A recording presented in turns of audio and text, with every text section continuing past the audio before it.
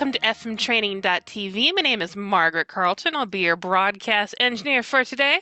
Hello, I hope you all are doing well. Today is pretty awesome, honestly. I spent this morning watching a really fantastic presentation from Wim Decorte and Ronnie Rios, and they are both here now to answer your questions on the new FileMaker 2025 or 22, depending on what number you want to use.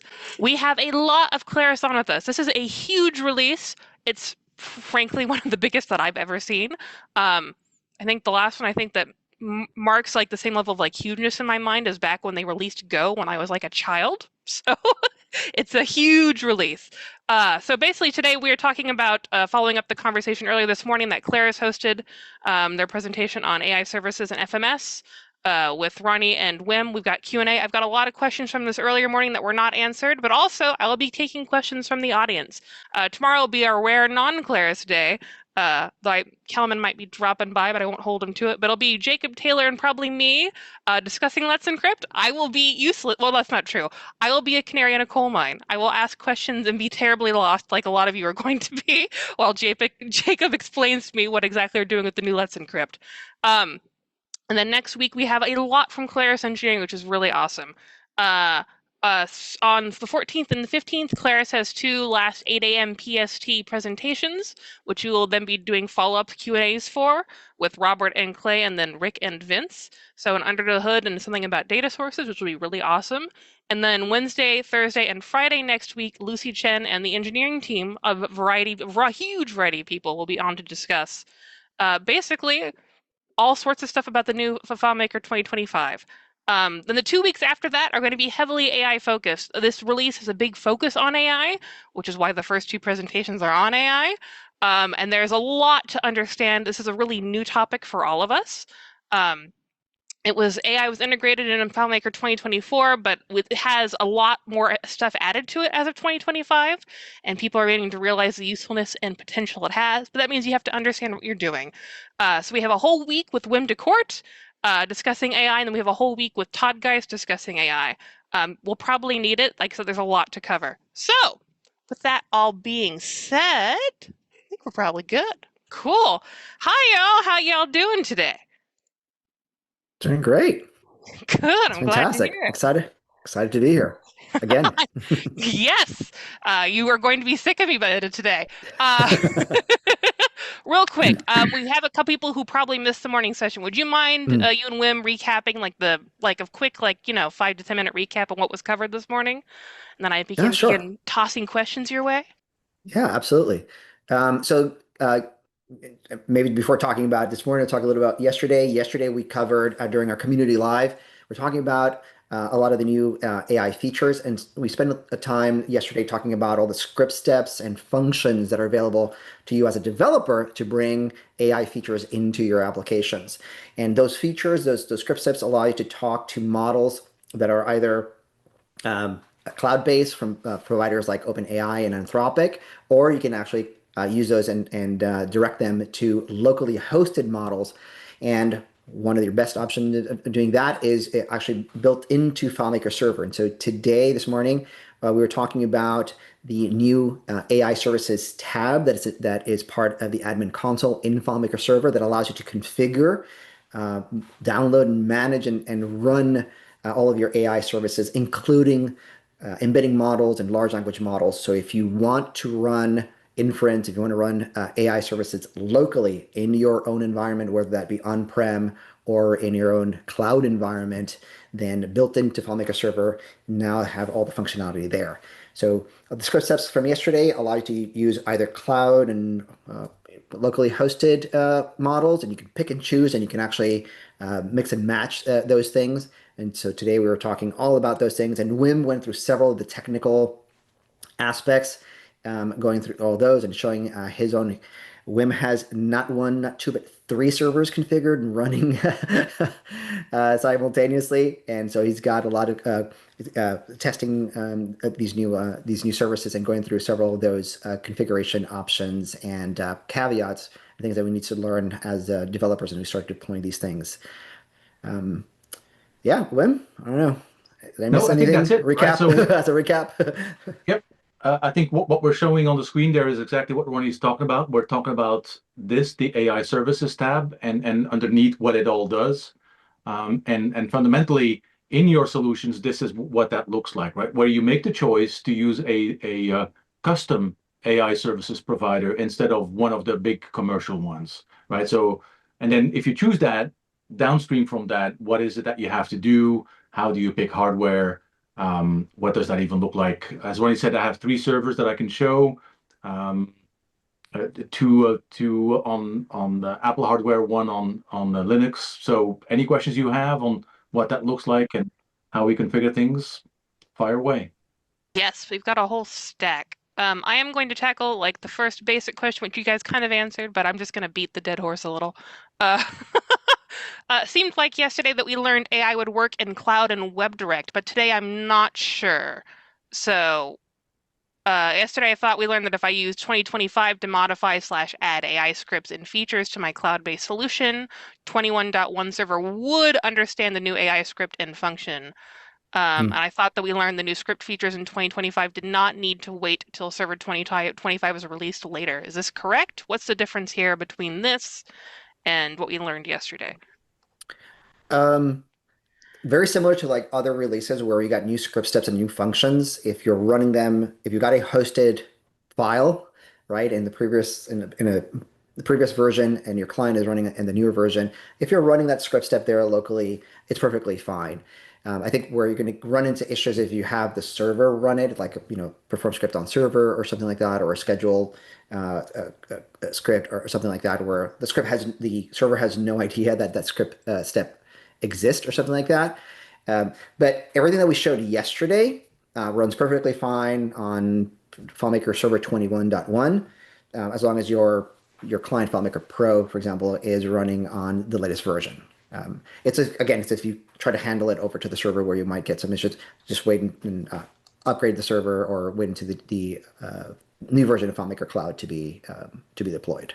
I hope that Yep. answers it. Yeah. And the reason why it works is exactly here on screen, right? Like when you pick a custom provider for your AI services, you point it at where the AI services are deployed. So Correct. none of the calls go from the client to the FileMaker server to the AI services, unless you do perform script on server and whatnot, like what Ronnie was saying. Exactly. But from the client is just reaching out to the endpoint that you provide, which can be anywhere, as long as that part is installed through the FileMaker 22 installer for your AI Yeah. services. The client is fine. Like the client doesn't care that it's hosted on FileMaker Server 21. Kind of related to that, I had someone asking like, why would I want to run a custom versus, OpenAI or Anthropic or Cohere? What's the advantages? Um, the way you want to run them locally, there's sometimes, and this depends on your organization and the requirements that you might have. Sometimes you don't have a choice, right? Sometimes there are organizations that we've met throughout the years where they're just not allowed to send any data outside of their network. And if that's the case, then right, this is a great choice for you to look into and bring those in a very easy way to deploy them within your own FileMaker server and environment. There are there might be some other great reasons around security and privacy. If you've got very sensitive data that you're not comfortable or are not allowed to send to a cloud provider, and you might want to still have processed through AI, right? You're going to want to run this on have full control of the environment that's running the inference for your AI. And things like that. There are some other cost reasons, maybe that depending on your particular situation, but I think from a general standpoint, my point of view is that it really is about giving you the choice, right? You have the ability to choose which is the right environment to run the AI inference for your particular situation, even down to your particular task. We believe that there are going to be situations where it makes sense to run in a cloud environment, and there'll be others where it makes sense for you to run in your own environment. And you don't have to go either. You don't have to go everything 100% on one side or the other. You actually get it down to the single request to be able to control how and where your data is sent. And to me, choice is really where the power lies. Yep. Uh, I think that that's a really good summary. I think fundamentally it's that choice for me, and our default stance at Soliant is go local. and only go with one of the other providers if after a deliberate consideration, and then making a decision about that. And it's largely around that security and privacy, right? Because we do have to realize that more often than not in these kinds of calls, we are going to be sending data and sometimes intellectual property, like the structure of our solution, to somewhere, right? Like we should not be blind to the fact that we're doing that. I'm not saying that it's automatically not okay. It's you make a deliberate choice about that. Not armed with the facts, you make that deliberate choice. So that's how you do that. I think you guys tackled this one a little earlier, but like I said, we're doing the round out, which is, are there any public models where your data is kept private and secure? Like, are there any ones that you guys would recommend or that you trust in particular? Uh, Um, I'm going to answer the question as provider, not models. Are there any providers that trust? And trust is a very personal thing. So what I would recommend is that you examine the different providers that are out there, read how they express and how they are say that they're going to handle your data. I will say that most of these AI providers have language in their agreements that say that they will not use data that is sent through API, which is what is happening here with these script steps, that they won't use that data to train their models or anything like that, or they won't hold it. But again, read that information and make sure that you're comfortable with the level of handling how they handle your data. Because I think trust is a very personal thing, right? So again, read and make Yep. sure that you're comfortable with it. Yep. And picking up on the what was asked there, the difference between provider and model, right? I think I want to spend a little bit of time on there. What we see on screen are the five models that the AI services come pre-configured for. They're not downloaded yet. They just Mhm. come as easy choices that you can enable right quick there, right? So, but when you do, the model gets downloaded to where you are. There's no outbound connectivity. The model doesn't talk with anybody, right? It's the AI model server, if you will, can talk, but that's just a code. That's not the model. That's what you would make it do. So the model is just it's just a file. It's just a dump file for trying to make it as simple as possible. But the model itself is not going to be making any calls. So there's nothing inherently insecure about the model. Whether the model is trustworthy, that depends on how it's trained, right? Like it's Yeah. you gotta make some again, same as with the provider, you read up on what the model does, and these models are fairly generic models, right? They're not kind of obscure models that you don't know who trained them with what data, that kind of thing. They're kind of run of the mill. we have a lot of spec questions, so I'm going to begin dropping into those. Really interesting to learn where we can get the LLMs from and then what spec of server may be required was a really general question that I saw at first, but like, what specifications do I need on a server, Mac or PC, to be able to run a local LLM model? Like, what's like the most basic requirement? Aha. Uh, I'll answer the first part and let Wim talk about the specs. But where do you get the models? And so we tried to make this as easy as possible for you to download models and not have to go, swimming through different websites and different things like that. And so we made a integration directly from the admin console to Hugging Face. And Hugging Face, for those who don't know, is the largest, most popular repository of models, right? They have other things, but it's the largest, most popular one of open source models. Uh, they're highly regarded. And so we've made an integration directly with Hugging Face. So you can, in the admin console, you can, adding a model, you can literally just type in the name of the model that you want. They basically have like little URLs, and you can type that in there. And if it's a valid model, it'll start downloading immediately. So you don't have to go to any websites, download files, and do uploads. You can go directly from the admin console, type in the name of the model that you want, and we'll start downloading there directly from there. So I hope that answers the first part of the question. Yep. So this is where you go, and we can come back and spend some time here if we want. The So once you have a model, and we'll come back to the models because the specs, the server resources that you'll need Yeah. are very, very tightly coupled to what model that you're going to choose. Um, the Let me backtrack maybe real quick to this one, right? So there's three types of models that FileMaker 2025 supports. The text embedding, image embedding, and text generation. The text generation is newer. That's the new feature in 2025. When it comes to models, text generation models are usually way bigger, way more sophisticated than the embedding ones, right? So keep that in mind as we're talking through that, because you can see that the specs are broken up along the same lines, right? So we have Windows and Mac in the columns, but the rows are more functional split ups, if you will, right? So the top row is if you only do embedding, which is really the equivalent of what we had in FileMaker 2024, because those are typically the smaller models that don't use that many resources. So you can sort of see the specs that you have there. Once you get into text generation models, the equation potentially changes because you may be looking for a larger model. And when I say large, that's usually expressed in the billions of parameters that a model has. And that almost directly correlates with its accuracy, like its precision, if you will, right? The larger the model, the more nuanced the answers, the more accurate the answers, the better results that you will get. And I'm simplifying a little bit because obviously it depends on what question you ask and what supplemental data that you provide, all of these things. So text generation, keep that in mind, and I can show you some examples of sizes. Those are typically the larger models.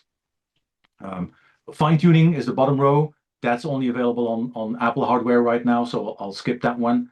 I mentioned that in this morning's webinar as well. I think personally, fine-tuning and using retrieval augmented generation or RAG are both methods to supplement, to basically provide your own data to a model, right? Your business specific data to a model, because models are trained generically on a bunch of stuff. So if you wanted the model to know about your business data, you can do that by tuning a model or by using RAG. I think most of us, especially in the short term, will be looking at RAG because it's the way easier, the way that it's implemented in FileMaker. We have script steps. We can do add RAG data, right? So whereas fine tuning is something that you do outside of FileMaker, and you need to know a lot about how models are built in order to fine tune it. You got to provide your own data, whatnot. So it's possible. You can do it, but only on Apple hardware. So text generation, we have Windows and Ubuntu on one side, we have Apple hardware on the other side, and it matters. Any AI workload needs a lot of GPU power, graphics processing unit power, not CPU, but GPU, right? So that's really the core. And GPUs, in order to function properly, need a lot of memory. And that memory is different than the overall memory that you have in your machine. It's very specific VRAM or video RAM memory. So if you're on Windows or Ubuntu, you really need to get an NVIDIA GPU or multiple. Actually, kind of depends on the model and every piece of it's a piece of hardware that you basically install physically in a machine, and it has its own memory and its own number of GPUs. So you need to look at the model and see what kind of memory does it come, and is that memory sufficient to load the model that I have in mind? So that's on the Windows and Ubuntu side. On the Mac side, Apple hardware is pretty cool in that sense because it uses unified memory.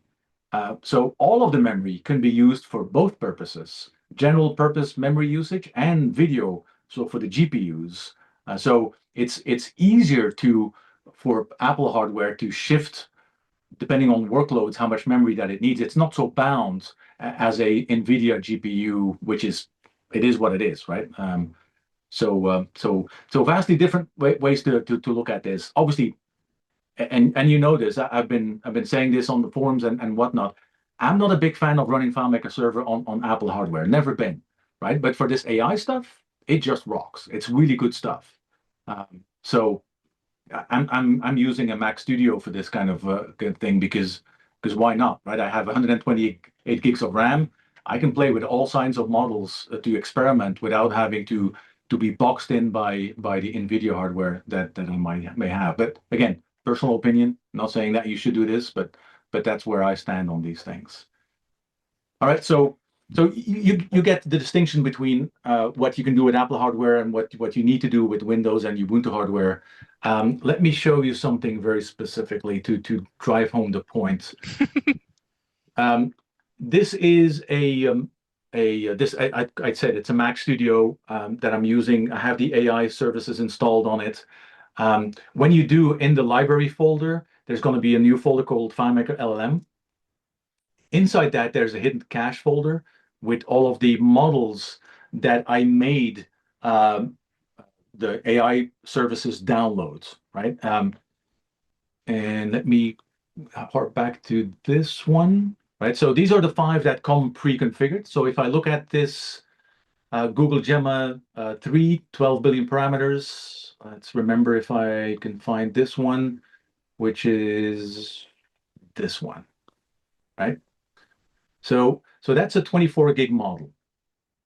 Now models work at their most efficient if they're loaded completely into memory, right? Because otherwise they need to swap between VRAM and regular RAM and all of that good stuff, and so that becomes really inefficient. So 24 gigs of RAM is what you need just to load that thing. You'll need more memory for the operation of it. When you start asking questions under load, it'll need to up its memory.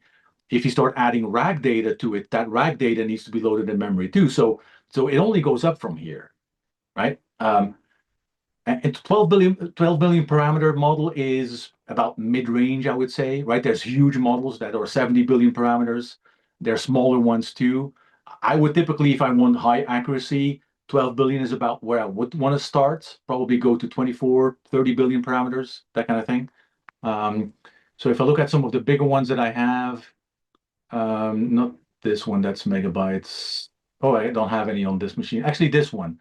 This one actually doesn't work, and we can go into why, but that's a 32 billion parameter model. It comes in at about 65 gigs of RAM. Right? So when we say what kind of machine you want, you'll want to focus on 2 things: the processing power clearly, but prioritize on the memory, right?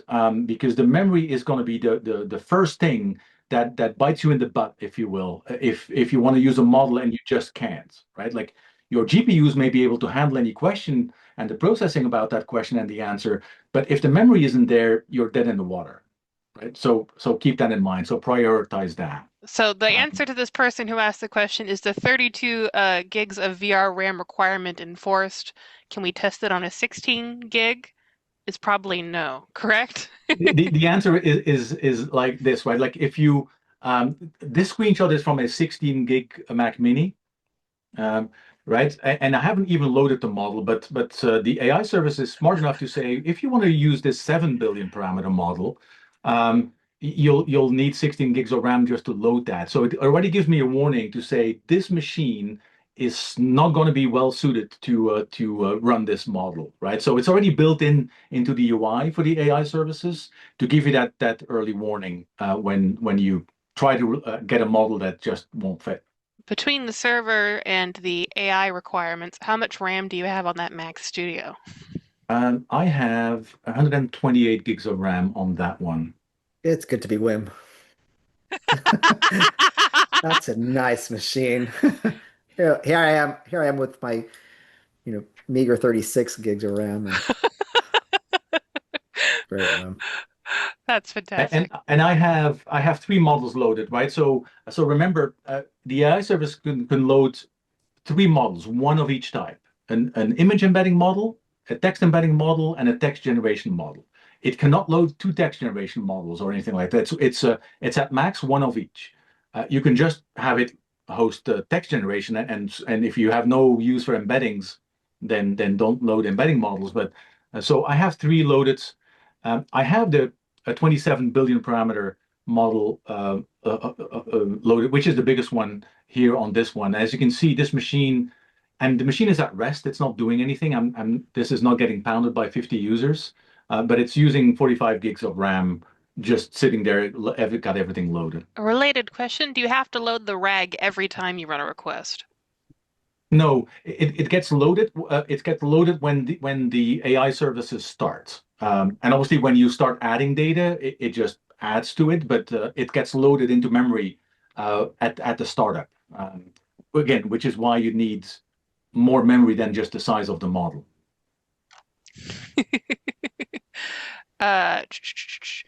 We are looking at a quantized version of an LLAMA 3 with 13 billion parameters. What kind of accuracy can I expect? Good question, and I was hoping that we would get a question like that because I have it on there, right? Like if I switch back to this one, you can see here both of these are seven. This is a 7 billion and a 27 billion parameter. They have this notation here called 8 bits, right? Let me explain that a bit.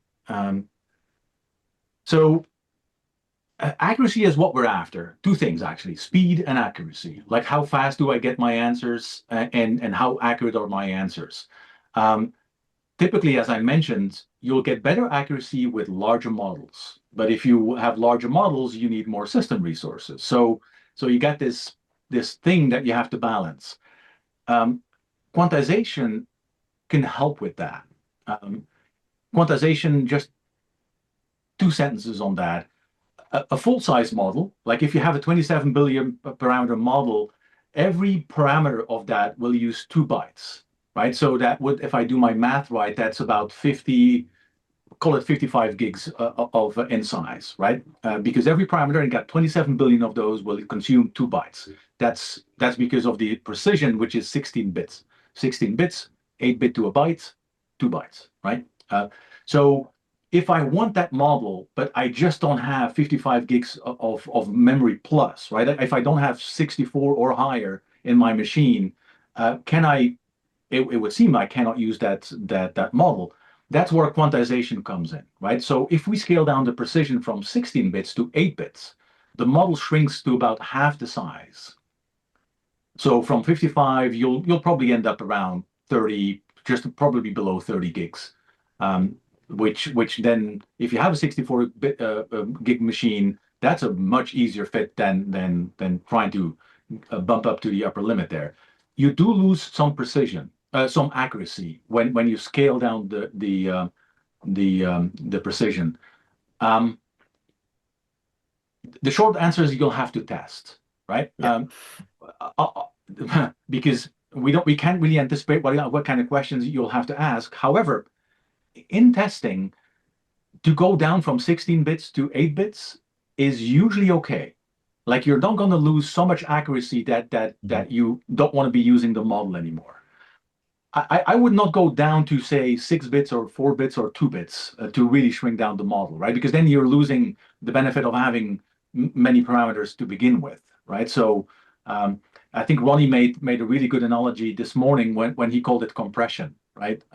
The quantization. It's like zipping it up, if you will, to get down to a smaller size, and you do lose some precision, but not a whole lot. Cool. But you happen to actually answer a related question, which is have you noticed a significant difference in accuracy between 16 and 8-bit, which is test it. Basically, you need to figure out whether you need that accuracy difference or not, Yeah, right? there is some, Yes. right? Like you're going to lose something when you scale down, but not enough so that I would be worried with that Gemma model. I still get accurate results, and plus there's other things that will affect the accuracy, like prompt engineering, like asking the right Yeah. prompts to give context to your question, which is a feature that Correct. FileMaker 2025 supports, right? So there's multiple things that will affect the accuracy of your responses. Yeah. And I'll add to that it depends a lot on what it is that you're trying to do. Um, because even I've got a couple of like four-bit models and stuff like that I've used for very small tasks, and I even have 1.5 billion parameters, which is a very small model. But if you need to do things like create structured data, like very small things, like that doesn't require a lot of intelligence, if you will, they're perfectly fun and they're very fast, right? Because they have a lot less resource requirements, they can be very, very fast. So again, experiment. I'd say, keep on experimenting. I like to start with the biggest model first. I have my whatever test I'm going to do. I start with the biggest model and then have different versions of that model and start testing down until one fails and fails consistently. And so you can figure out like which is the best size of which version of the model might suit you best and give you the best resources for it. And I want to call out one thing and last thing about the quantization here. FileMaker, the AI services of FileMaker 2025 has a feature called use quantization, which really is quantization on the fly, which is really cool. It only works on Windows and Ubuntu because it uses CUDA, which is CUDA is an NVIDIA thing. So if you don't have NVIDIA hardware, you can't use it. This doesn't work on Apple hardware, but it works on Windows and Linux. So what it really means is that you can give it a full-size model, but when it loads the model, it'll quantize it on the fly down to 8 bits. It won't go below 8 bits, again, because of that cutoff that the engineers and testing said 8-bit is acceptable, what you lose in precision and accuracy. So that's a feature that's available in the AI services. There you go. We have some more, or where is it? I had the question. It's in my list. Does it matter if the server for the AI services is in a physical machine versus a VM in a data center? It does not. It's a really good question, right? Like, so this is that Ubuntu server that I just showed the admin console for. It's a virtual machine because it's AWS, right? Like, it's not a physical machine. If you have your own data center and you use VMware, it's all of this is possible with one caveat, right? If you use VMware, because these are shared resources, like virtual machines are just shared resources, you have to have a GPU hardware that is virtualizable. Yeah. That's not even a word, but you get my drift. Right? So virtual GPUs is what it needs to support, and NVIDIA makes the hardware for that. So it's expensive, but it's there. Like it totally works.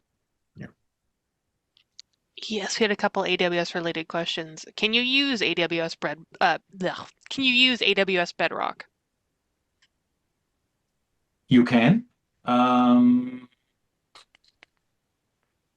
Let me see if I have anything open. I don't have anything open. We talked about it a little bit this morning. It's a really good question, right? Because hardware is expensive, or it can be expensive. We're talking before this meeting, how do you calculate the return on investment for buying hardware? And it's, I would encourage everybody to at least go through the process of thinking about the ROI for hardware. Again, because the Apple hardware is really that good. The intangible are difficult to quantify. Like, how do you value your privacy and security, right? Like, the cost aspect is fine. Like, I know how much OpenAI charges by million of tokens. FileMaker has features where I can get the tokens being used as I build features. So I can do the math on the tokens. I can build features and figure out how much would this cost me if I throw this at OpenAI or Anthropic. That's the easy part. But for me, cost isn't the main reason that I would go local versus one of those providers. It would be around that privacy and security, and that's kind of hard to quantify. So if you don't want to use hardware at all, if you want to use something in the cloud but under your control, that's typically like the backdrop for wanting to use AWS Bedrock, right? Like, you put it in your own virtual private cloud, you still have guardrails around where the data goes, that kind of thing. Like, you get all the benefits. The main thing to remember with AWS Bedrock is that it is out of the box, not OpenAI compatible. This AI services that Claris built for us is OpenAI compatible. That means that the way that you construct the call to it, so basically, and it's an API call. It's just a curl call, right? It's just an API. So the payload that you send it, the response that you get back is JSON. The format of that JSON is what I mean by OpenAI compatible, right? It's the way that OpenAI would do it, the way that you talk to it and the way that responds. AWS Bedrock by default has its own data schema for both how you send it stuff and how it replies. So you'd have to put something in the middle to translate that. That's really the only thing that you would have to do custom. But the short answer is yes. The long answer is you'd have to put something in the middle between yourself and Bedrock to make it OpenAI compatible to use these script steps.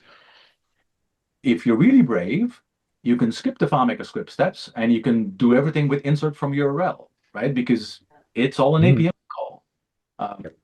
With one huge caveat, you cannot do streaming responses.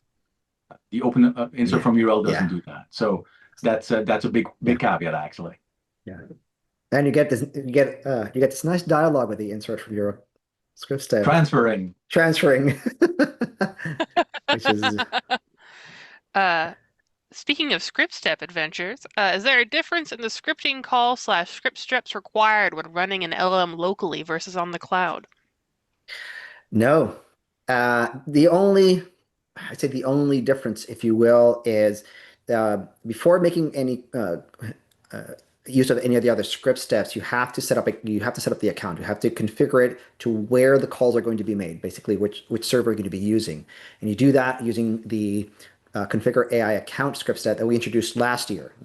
There's a reason why we introduced it, right? We knew we were going to use this a lot, and in there, that's what Wim's showing there on his screen. You choose right now. We've got three cloud providers. We've got OpenAI, Anthropic, and Cohere. And so when you choose that, basically it's letting the other script steps know where to direct their calls, and also where you provide the API key so that we can send that along with it. To use the AI services, you choose custom, and in there is going to ask you for a base URL, which you're going to copy from the admin console. But that is the only difference that you'll have to do when switching from one provider to another, or from a cloud provider to your local AI services. Everything else, all your other script steps basically remain the same. The model name you might have to change, right? If it's a different model name, but other than that, everything else remains the same. So we try to make it as easy as possible for you to say start testing with a cloud provider. Is like start testing things out, and maybe you like it, and you got everything kind of set up, and then test locally and go back and forth between them, or even test between different providers. Right? Make it very, very easy to test between different providers and even compare those as well. How many user requests can a Gamma 3 model support at any given time on an M2 Ultra, do you think? Oh, that's a fairly impossible question to ask. Yeah. I knew I was I gonna was say, tossing that out, that that was going to be a I was rough gonna one. say, I was gonna say, yeah. I was going to say I would work backwards from the hardware. The ultra version of the studios are the best kinds of studios, right? Because the ultra, the unlike say the Studio Max or anything like the ultra has the added hardware for what's you may want to help me here, Ronnie. Apple Neural Network, Neural ANE network. Yep. Hmm. engine, Apple Engine. Neural Engine Network, Hmm. whatever. So that's only on the ultras, and that's really a big boost, and it's sort of like an accelerator for all AI workloads, which you don't get on the Macs Yeah. or any other type of the studios or the Mac Minis, right? So the M2 isn't the latest. The M3 Ultra is the latest. There's no M4 Ultra. Hmm. So you get a really good machine there, in essence. Yeah. The so it's not really the size of the model at this point that will dictate how many calls you can get. It's the processing power, the number of GPUs that is going to Yeah. determine how many calls you can answer at the same time. And so, and to add to that, and Wim mentioned it earlier this morning.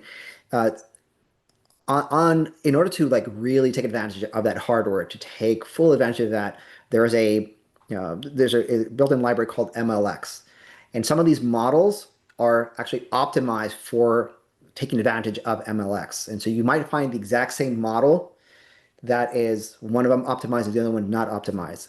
And so if you're using Apple hardware, you're going to want to use the MLX version because you'll actually get better performance out of it. So yet another variable for you to consider to answer that question, right? Whether a model is MLX or not also influences that.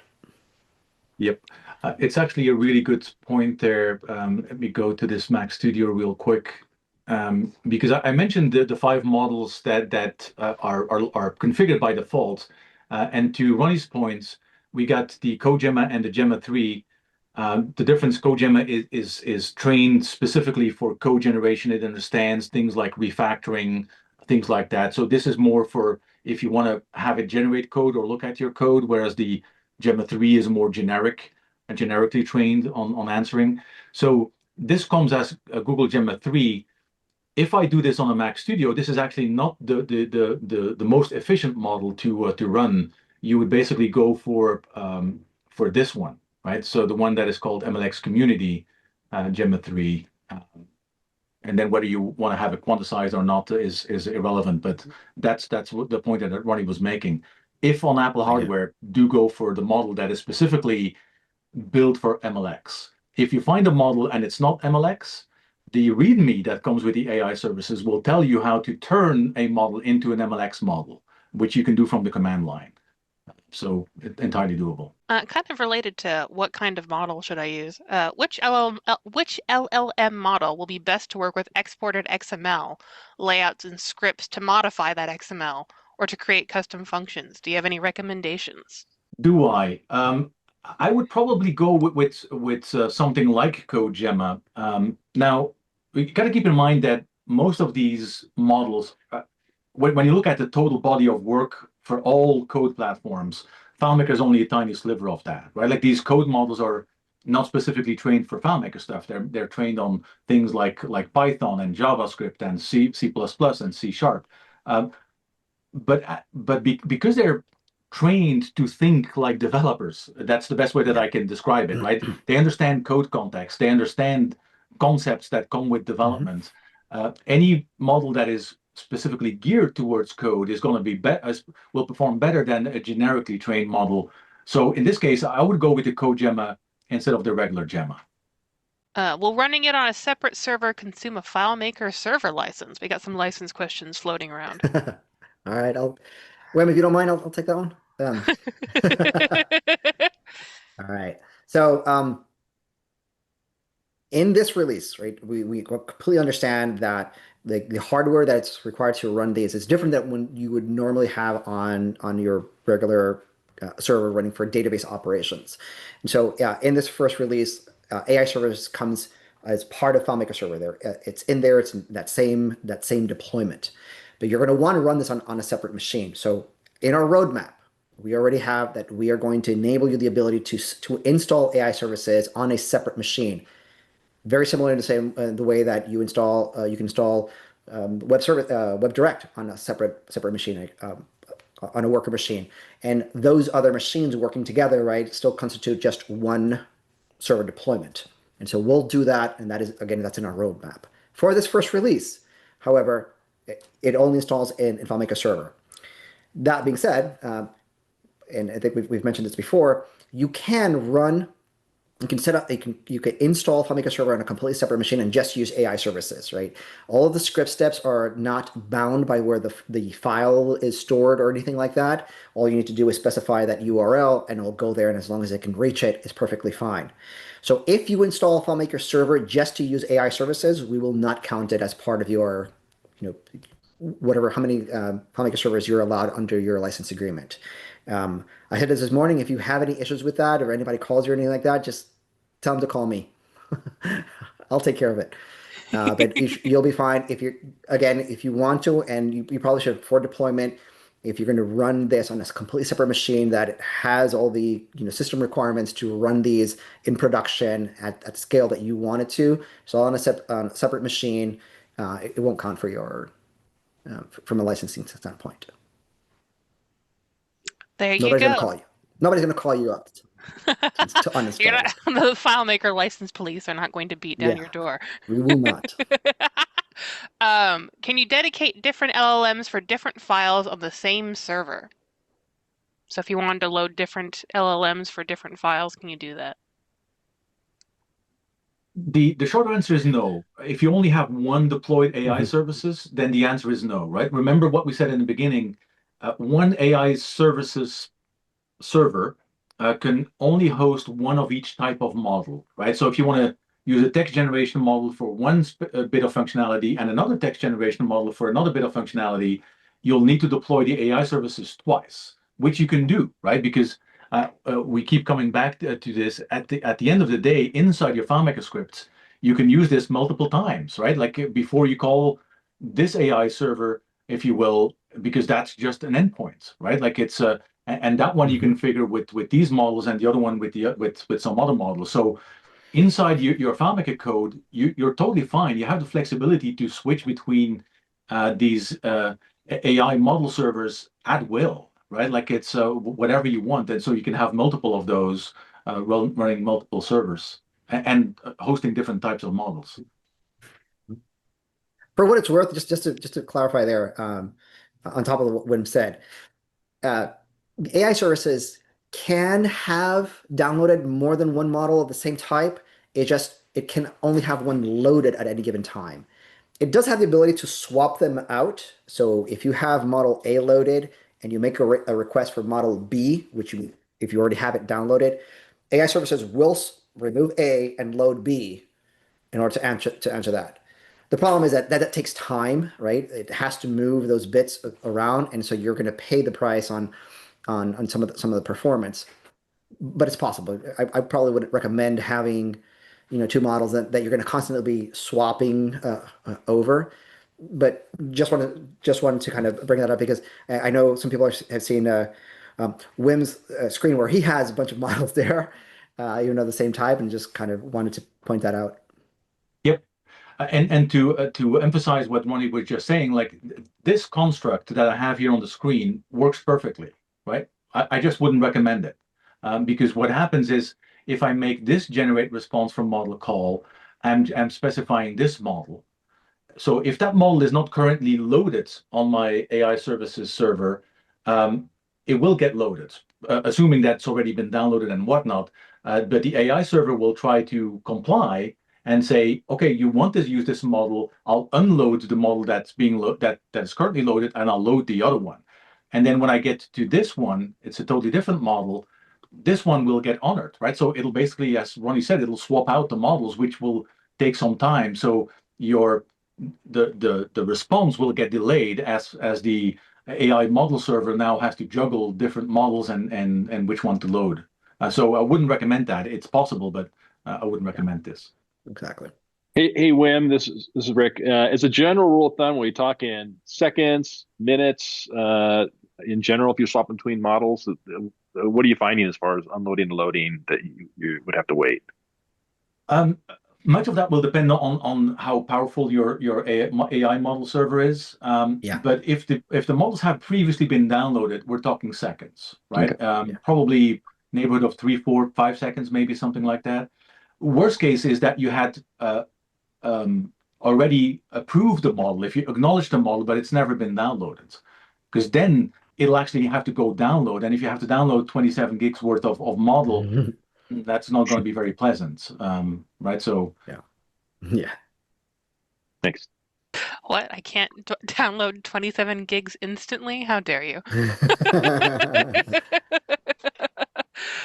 We got some Olama questions. I'm going to grab those.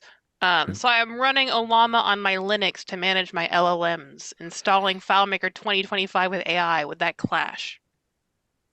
For those who don't know, Olama is a open source software for hosting large language models, built by Meta, and so it's fairly popular for running certain family of LLMs.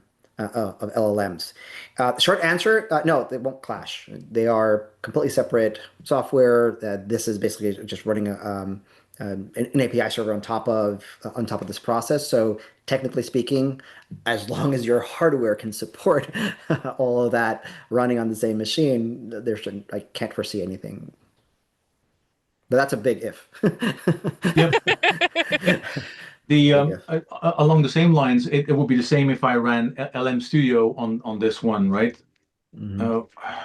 Sorry, don't have it on this machine. It's on the other machine. Same difference, right? Like if your hardware can handle whatever models Olama is gonna load, or LM Studio, in addition to the Claris AI model server, if your hardware can handle it, no problem at all. They basically just behave as different microservices that run side by side, right? Like if they don't clash on the ports that they're using, which you can handle by reverse proxy, you're good to go. There you go. There's the follow, well, not related, but same rough topic. Will there be NCP communications for server/client in the future? Do we have to use a llama in its own configuration, or do we have to use a llama in its own integrations? I'm sorry, could you repeat the question? Yeah, no, I Okay, fumbled that. Let me try that one again. okay. Will there be NC? Oh, I can speak English. It's the only language I know. Will there be MCP communication for server/client in the future, or do we have to use Olama and its own integrations? Um, Whoever that is, reach out to me. I'd love to hear what you want to do with MCP. Uh, MCP is a protocol created by Anthropic, launched November of last year, and has gotten very high adoption in the industry as a way to provide models with tools and resources definitions they can use it. AI services in of itself, right? When it's all FileMaker Server does not have an MCP server, but I'd love to hear more about your use cases and what you're looking about it. So I've reach seen out a to me, couple questions on that, so if you want to use MCP, you should reach out to Ronnie. There's one or please. two others floating around. Um, Please do. Basically, they all come down to, is MCP supported? Can I have it? So, So, yeah, support is a loaded question, right? There's nothing here that's stopping you from using MCP. MCP server would be a separate service. You would build it on top of the things that is already there. Um, there's no reason why you couldn't attach an MCP server to the models that are live there. But again, I'd love to understand a little bit more about what they're trying to do. there you go.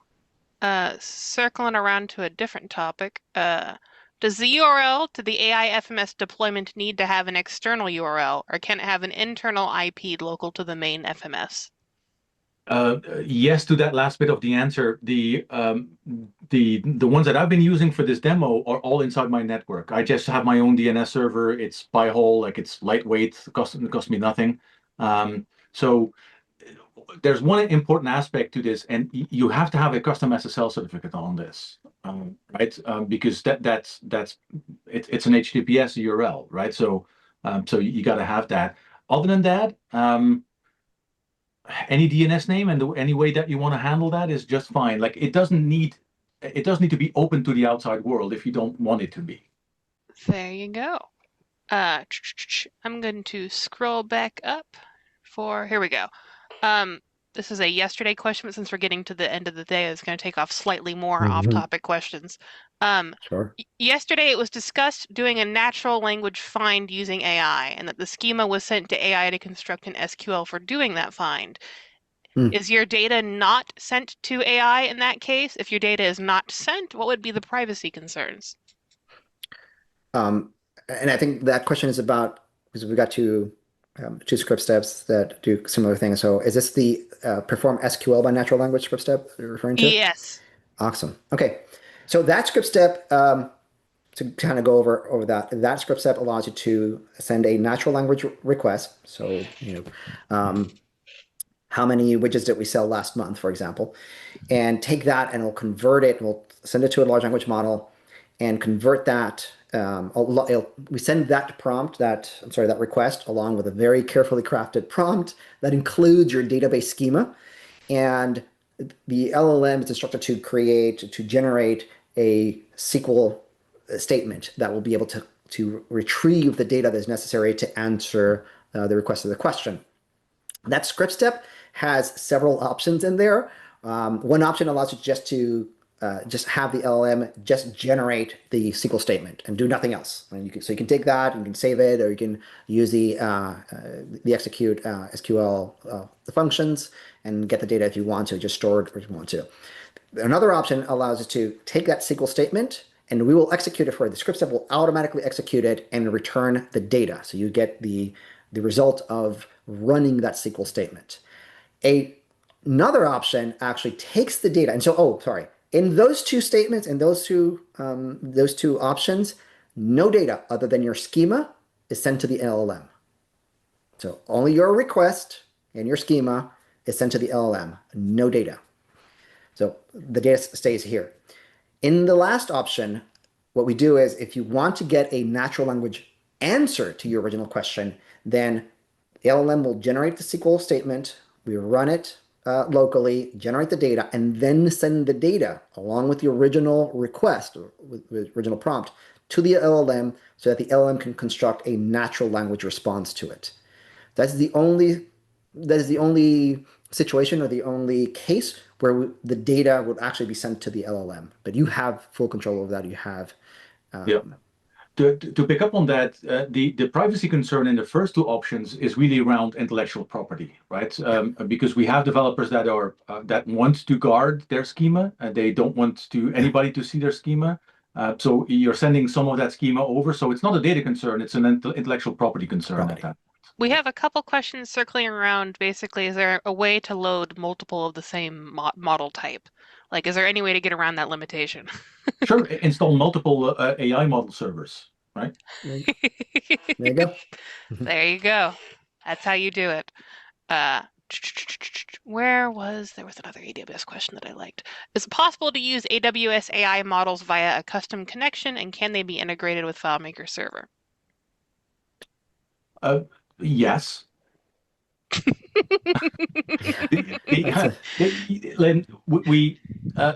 Any model works as long as the way that you can communicate with it is OpenAI compatible, right? And again, for a lot of the AWS stuff, that means that you'll have to put something in the middle. For FileMaker, the FileMaker script steps don't care, right? Because under the hood, it's an API call. It's insert from URL with a lot of things pre-configured to make it as efficient as we can for developers. But it's just that, it's just an API call, right? So anything, and that's why all of this is exposed as you would typically find any other API exposed, right? Through this kind of endpoint. So anything that can expose itself as an endpoint like this, and it understands the OpenAI standard language, is fair game. Can multiple users work in different AIs? Or do they have to wait for the load and unload of other users? It's a great question.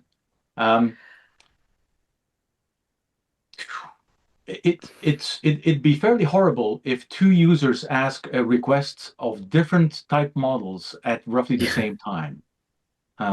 So try not to. I know. That's a great. I like that one. That's the perfect answer. Try not to. Please don't do that. It comes down to the previous question too. Like, if you really foresee yourself in production using different types of text generation models or models of the same type, and typically we're going to be talking about text generation models. If you really think that's a concern, and you really want to have two models for different kind of functionality, I would set up two of those AI model servers, right? That's really the best way to separate those, have no concerns. You'll have two different endpoints. If you want to use that model, go to that endpoint. If you use the other model, go to that endpoint. It's a problem that is fairly easy to solve. There you go. Basically, spawn more servers. Note to self, buy more server stock. You guys answered this question in the earlier webinar, but it's a really good one. I think it's a good one to wrap up on, so I'm going to toss it at you before I let you all flee. Could you split your calls between OpenAI and self-hosted LLMs? Sensitive calls could be sent to self-hosted, but more generic calls could be sent to OpenAI. Resounding yes, absolutely. As a matter of fact, we built it that way. As you saw earlier, the configure AI account allows you to specify where the calls are going to be sent, and you can have multiple of those. And so you specify an account name, which is completely arbitrary, but as long as you be able to reference that. And so you can have multiple accounts from different providers, local and cloud-based. And so at the script level, at the script step level, you can choose which one you want to call. So you can actually have a script that makes calls to completely different providers, both cloud or local, just by referencing a different account, and actually be able to switch over whenever you want. It is this ability of being able to choose how to really manage this and how to manage your data is really at the core of what we build here and in this release. So yeah, absolutely yes. Cool. I think we're going to be wrapping up then really fast. There's some questions in my chat, and I'm going to address you all really quickly. I saw a couple people asking, what is an LLM? AI seems really cool, but I know nothing about it. I am totally new to this. I don't even understand the difference between loading it onto a server versus using the script steps. Like, what are some examples of all that jazz? There's a reason why we at FMTV have a 2 weeks covering AI from the very basics to very more complicated concepts. If you're like, oh man, I'm already being left behind in the dust and we're 2 days into release. No, you're okay. Don't worry. It'll be fine. I promise. Hmm. Wim will be coming back and Todd Geist will be coming back, and each will be doing a separate week on AI, but both of their weeks start off covering the really basic concepts like what is an LLM? What do you mean text generation model? All that jazz, we will be talking about it. We will also get more complicated and more technical, of course, because that's the nitro of the conversation. We'll build up to it. And you have two options to listen to that. So if one teacher doesn't work out for you, like you're like, I don't really understand Wim super well, but I understand Todd, or I don't understand Todd, but I understand Wim, you've got multiple options and multiple teaching styles to understand what's being tossed your way. So with that all being said, thank you all for coming. Thank you, Wim. Thank you, Ronnie. Thank you, Rick. Much appreciated. My pleasure. My pleasure. It's fantastic.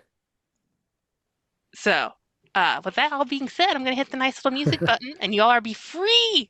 All right, everybody, have a good day. We will catch you all later. Tomorrow, actually. Yeah, tomorrow's Friday. Okay, I was like, wait, it's not the last day of the week, right? No, it's not. For Let's Encrypt with Jacob Taylor. So, how to get free SSL. All right.